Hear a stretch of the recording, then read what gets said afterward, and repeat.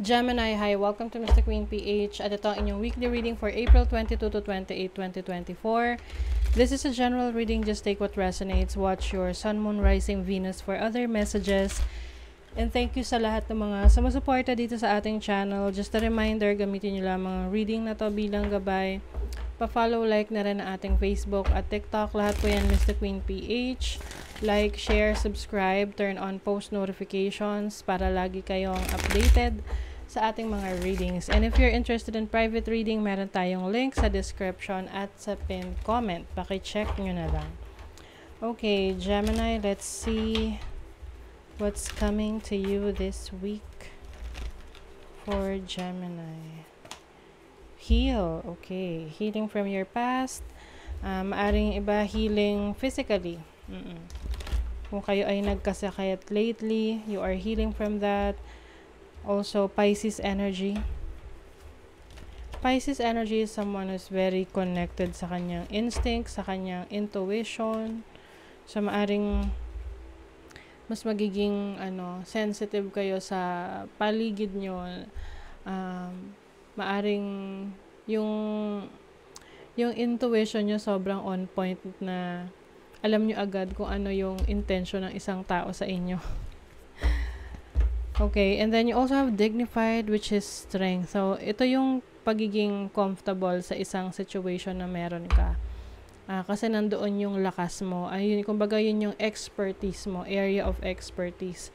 So, kapag nandun ka sa ganong sitwasyon, marami kang pwedeng ma-achieve kasi you are comfortable with what you're doing.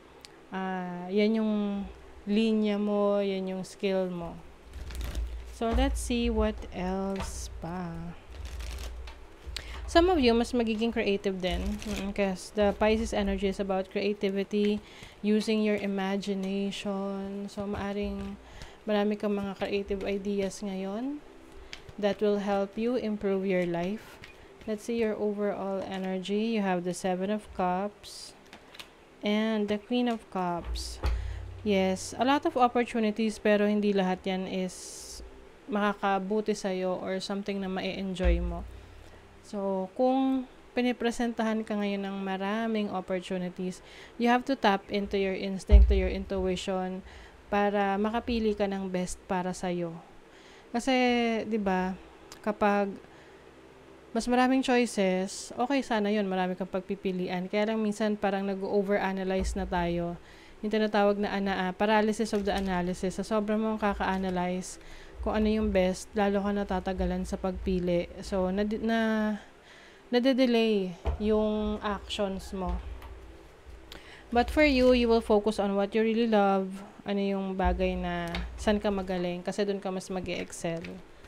So, your challenge is the Eight of Pentacles. So, pwedeng meron kang challenging situation sa trabaho mo, sa project mo. Pwedeng may mga nakikialam. Kaya naaabala ka. You have the Tower. I feel like meron kang kailangang i-rework. No? Yung tipong nasimulan mo na, nagawa mo na, pero na-realize mo na may mali, may kulang. Tapos, gagawin mo ulit.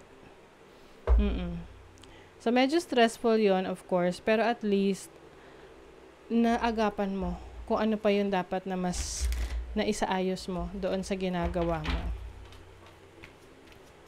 Let's see your opportunity. The Six of Pentacles. You have the opportunity to help others.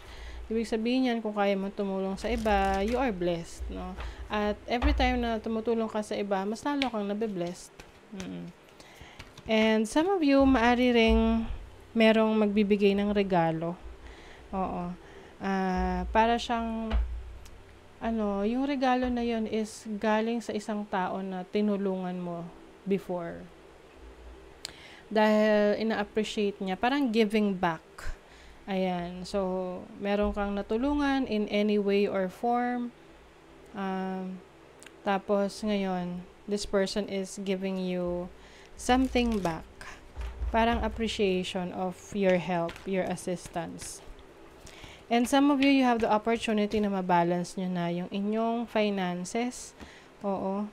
You have the Page of Swords. So, maaring meron kayong mga bagong kaalaman na magagamit ninyo kung paano nyo mas mababalance yung pera, no? Ng pag-handle nyo ng pera. Kasi pwedeng, nung mga nakaraan, medyo naging magastos kayo, puro palabas ang pera. So, ngayon, medyo, nag-a-adjust ka na. Na hinay-hinay mo na sa paglabas ng pera, more on papasok naman. Oo. Para balance na ulit yung income. So, pwedeng iba sa inyo, may mga pinag-aaralan na bagong pagkakakitaan, sideline, kung paano nyo madadagdagan yung income ninyo. So, may opportunity kayo dyan. And then, your blessing, the blessing is, wow, Wheel of Fortune. Things are changing for the better. I see a blessing coming in sa inyong bahay. So, pwedeng meron kayong mabibiling property or kagamitan para sa bahay ninyo. Yung iba naman, pwedeng meron kayong achievement for your house o nakabayad na kayo completely sa bahay. You have the Hierophant. So, this is about being open to learning, mga bagong kaalaman. So, kung open ka sa mga bagay na pwede mong matutunan, tapos ma-apply mo sa real life, and eventually, it will help you grow, no? Lalo na sa finances mo, it will grow your finances, then do it. Kasi I see someone na helping you, or pwede namang, inspiration mo siya. Yung tipong kahit wala kayong personal na relationship sa isa't isa, but this person is someone na napapanood mo, nababasa mo yung mga libro niya, nai-inspire ka sa mga sinasabi niya. So, I think, yan yung ipo-follow mo na mentor para sa, parang life coach, ganyan, to help you in achieving your goals and your dreams. So, sa inyo namang kaperahan, you have the Emperor and the King of Wands. Wow, entrepreneurial energy to. So, iba sa inyo talagang gusto nyo magnegosyo. Meron kayo talagang kakayanan na maging successful sa business. Meron kayong leadership role. So, yung iba, kung hindi man business ito, meron sa inyo rito na ipapadala sa ibang lugar, ibang bansa, para mag-training.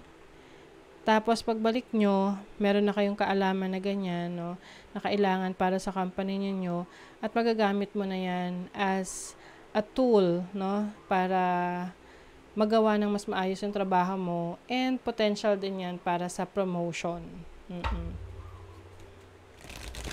Yung iba, maaring may pinaplano kayo to have a business, international business, na pwede kang kumita galing sa ibang bansa.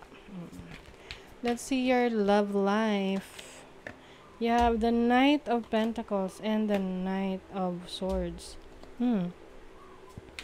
Kung ikaw ay single, parang maraming interesado sa'yo. Meron dito na mahilig magregalo para makuha ka niya. Or, someone na mahilig appreciate, no? Na, yung ang tawag doon, words of affirmation, appreciation, na mas masalita siya. Halimbawa, may nagawa kang mabuti sa kanya, appreciate niya, thank you, ganyan. Yung isa naman mahilig magregalo. But if you are in a relationship, I think you are both in a situation na nababalance nyo yung ugali ng bawat isa. Diba? Two of Cups. So, if you are single, pwedeng yung iba sa inyo, i-consider na ang pagpasok sa relasyon. Lalo na kung nagugustuhan nyo ang ugali ng taong ito. So, pwedeng iba sa inyo, makakapili na kayo. Elevate. You get what you believe you deserve. It's time to raise your standards. Wow. Yes. So, improving. Oo. Yung iba sa inyo, ini-improve nyo na yung situation nyo because you know what you deserve. Alam nyo ang dinideserve nyo and you deserve the best. Or the better than what you have right now. Also, mind. You are the master of your inner world and you decide how the outer world affects you. cultivate a calm inner state. Yes. So, ito yung tipong hindi ka nagpapa-apekto or nagpapa-impluensya sa iba. Kasi alam mo, meron kang sarili mong desisyon, may sarili kang isip para gawin yung mga bagay na gusto mo. Yung parang, you don't give an F. Oo. Ang importante sa'yo, yung peace of mind mo. Ayaw mo na ng drama sa buhay. Okay? So, that is your reading, Gemini. Thank you so much. Bye!